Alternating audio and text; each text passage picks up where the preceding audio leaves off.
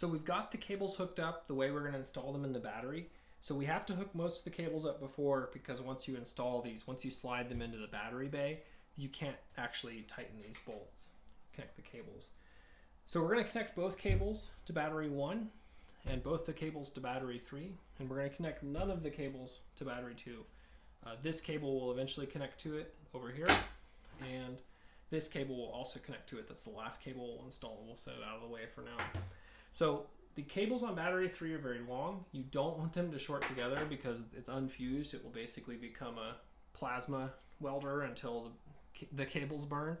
So just be real careful as we're sliding these around that the cables are never actually going to touch anything, because that's a bad thing.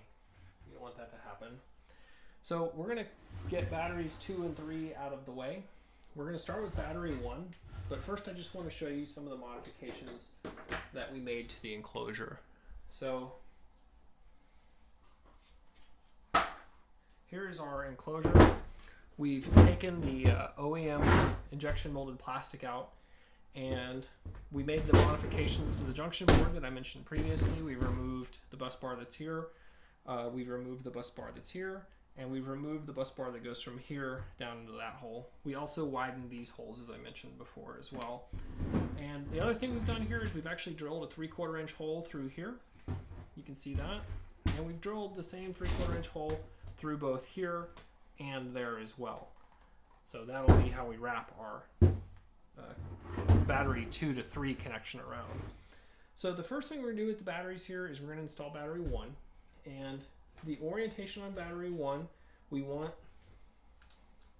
to be like this. The terminals go down, and you want the connector on the front. And we're going to slide this in. Kind of I've grabbed the connector with my right hand, and we're going to just slide up and through here.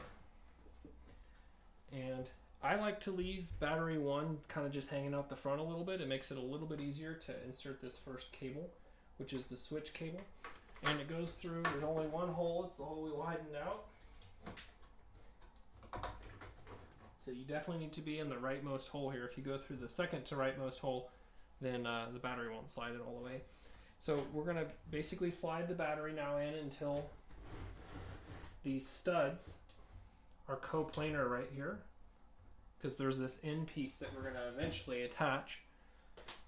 So that's where that goes. And we're going to take the switch connector here. It's going to hook right there. So we're going to slide underneath this. I'm going to actually spin this around a little bit easier for me to get to it. Now, because this is the first cable we're connecting, nothing else is connected, so you can literally touch anything to anything. It doesn't matter where this cable touches for now. That will not always be the case, but for now it's pretty simple. There's zero risk that you're going to electrocute yourself. The further we get along, the more dangerous this will become. So we are going to install this guy. Make sure you screw this down real tight. And just make it generally fine. Later on, when we do the last connection needs to come in there. So make sure there's a little bit of wiggle room there. For the positive, we're going to come up through. Again, there's only one hole to go through. There it is. As we come through, we need to go through the battery current sensor. This is why you need this really flexible cable. So at this point, there's nowhere this cable can reach that's dangerous. We've connected this part of the circuit, which is completely separate from that part of the circuit. So you're still relatively safe here. Now we have 3 connections we need to make here.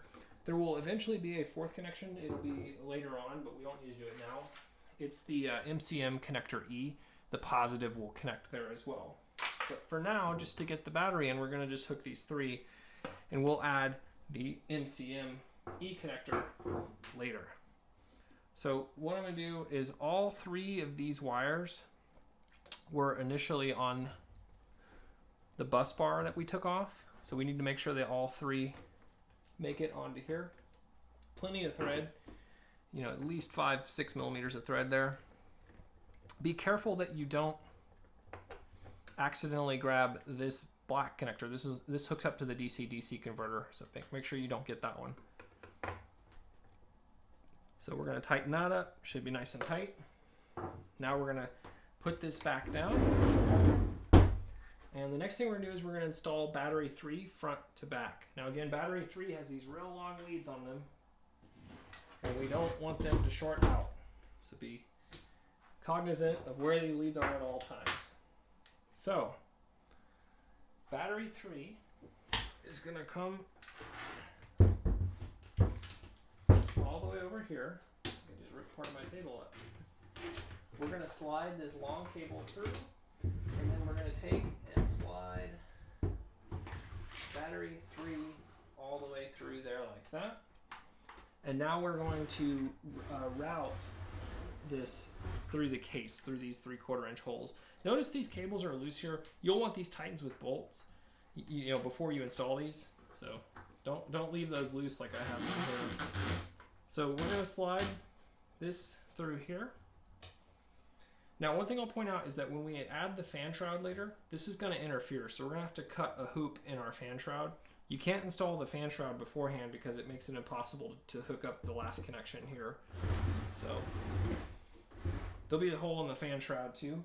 Now we're going to have to come through at a 90-degree angle. So take this guy, stick it in, grab it. Oh, you might not be able to see that. We're basically sticking it through this right angle here. Make sure this does not short to that terminal. That's a dead short. You don't want that. So we've got that slid through. Next thing we're going to do is we're going to slide in battery 2, and it goes back to front. So again, we want the connector up. Leads go down. So we'll go ahead and slide that guy in. We're going to overslide it here as much as we can. We might need to push 3 back a little bit as well. We need to gain access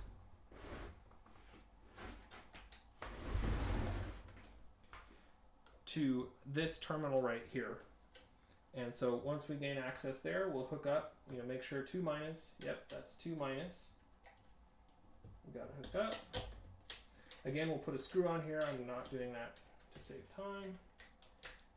And I think I might have broken that tab. So at this point, we'll over push this guy. So we're going to slide him through all the way. And we're going to hook up our HVDC negative here. Now at this point, we have the 2 packs in the back, number 2 and 3, are not connected anywhere to the front. So pack 1 is completely isolated. Well, I'm sorry, pack 1 is hooked up to the junction board, but packs 2 and 3 are not. This is the only connection. It's the first connection we're making. So you can actually touch this pretty much anywhere you want. It's not going to spark. That's illustrative. Don't actually do that unless you really understand what's going on. But what I'm trying to say is that this manipulation we're doing here is actually fairly safe. You don't want to touch the other half of the board, but that's not because of this. That's because pack 1 is coming across it. So with HVDC negative through here, we're going to slide it underneath here, and then we're going to slide it through here, and we're going to take up all of our slack, and we're going to take off. So again, this can touch anywhere, even over here. You just don't want to touch across the board. You only want to touch the junction board in one spot, but this can touch anywhere. We're going to take this screw off. When you do take that screw off, this entire bus bar is going to become loose. So just keep that in mind. You don't want it to fall down. And we're going to now slide this under here, through here, and then we're going to screw into there. Again, this is why you want very flexible cable. Otherwise, if you just go to Home Depot and buy, 15 strand 2-gauge wire or whatever, you're probably going to have a bad time. I'm having a hard time getting that to the seat. There it goes.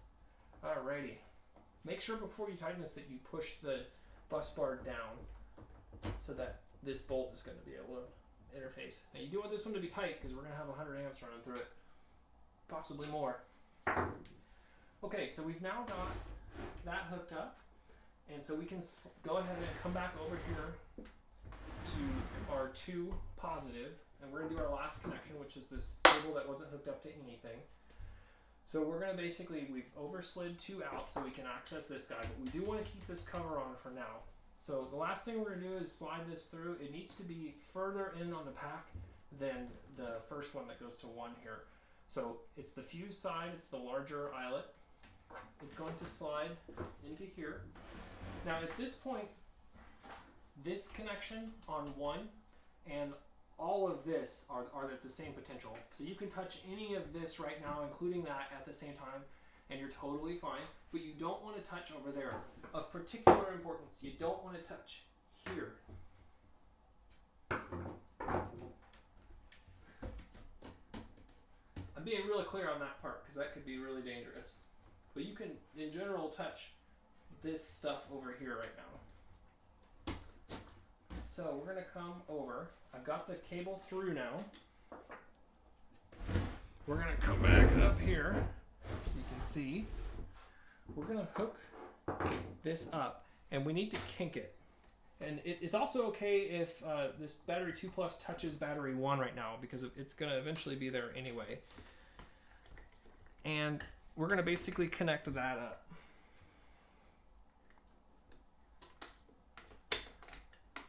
Like that. Take our 12mm socket.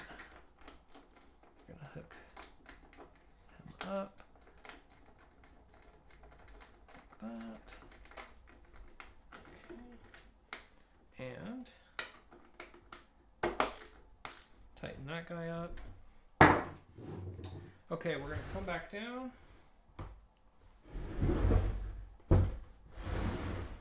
And we're going to go grab our 2. Again, it's okay that our 2 is touching 1. Not a problem. And now we're going to come through here. We're going to install this last connection.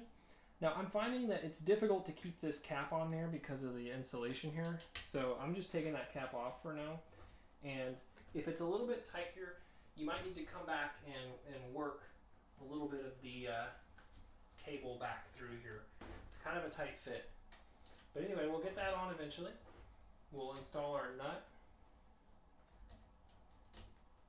There.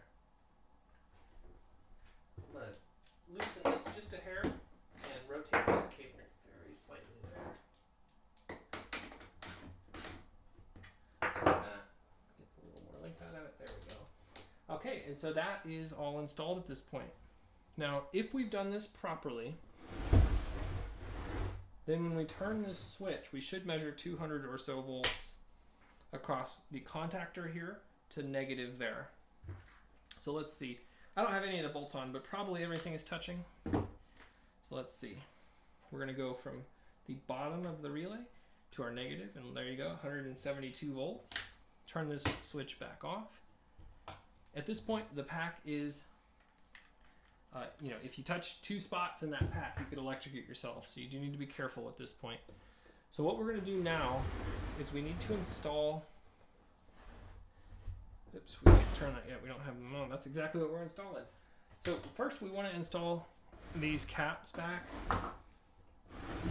So the reason Honda covers this area in particular is that this is the most likely area that you touch one part of the system and then something here and it electrocutes you.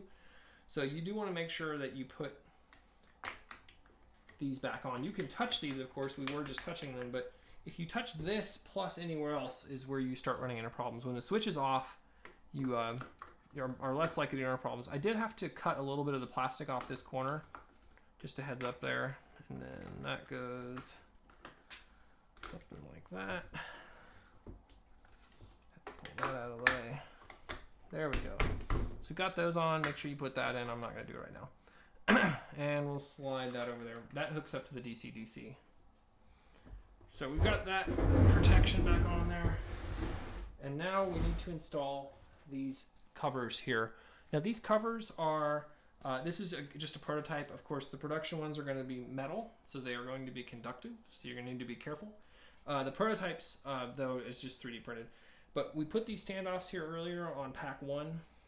And this first one installs like that.